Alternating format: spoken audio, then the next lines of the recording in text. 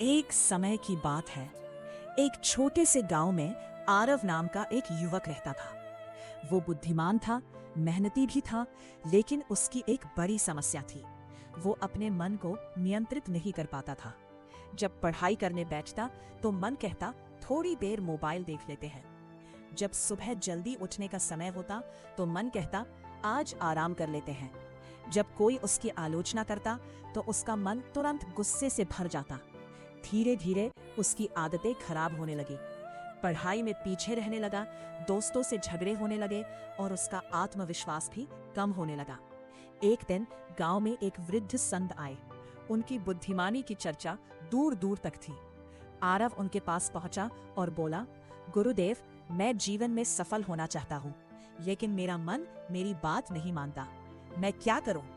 संत मुस्कुराए और बोले, कल सुबह सूर्योदय से पहले नदी के किनारे मिलना।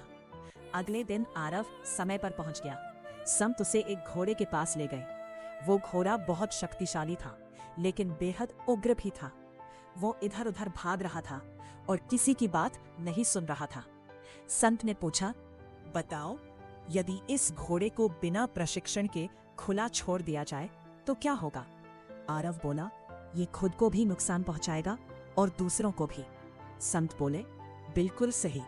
अब सोचो, यदि इसे सही दिशा और प्रशिक्षण दिया जाए तो? आरव ने कहा, तब ये बहुत उपयोगी और शक्तिशाली बन जाएगा। संत मुस्कुराए और बोले, तुम्हारा मन भी इसी घोड़े की तरह है। मन बहुत शक्तिशाली है, लेकिन यदि उस पर नियंत्रण ना हो तो वो तुम्हें भटका देता है, और यदि उस पर नियंत्रण हो जाए तो वही मन तुम्हें सफलता की ऊंचाइयों तक पहुंचा सकता है।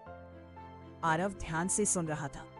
संत ने आगे कहा, मन को हराना नहीं है, उसे प्रशिक्षित करना है। उन्होंने आरव को 3 नियम बताए। पहला नियम, रुककर सोचो।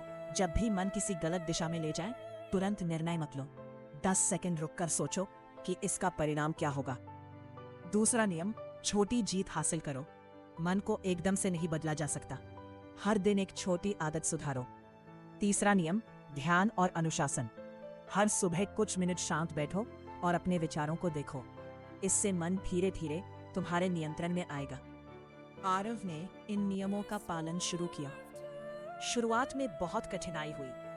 जब मोबाइल देखने का मन करता तो वो खुद को 5 मिनट और पढ़ने के लिए कहता। जब गुस्सा आता तो वो तुरंत जवाब देने की बजाय कुछ देर शांत रहता। जब आलस आता तो वो खुद को याद दिलाता कि सफलता आराम से नहीं मिलती। दिन बीतते गए। धीरे धीरे उसका मन पहले से अधिक शांत और नियंत्रित होने लगा।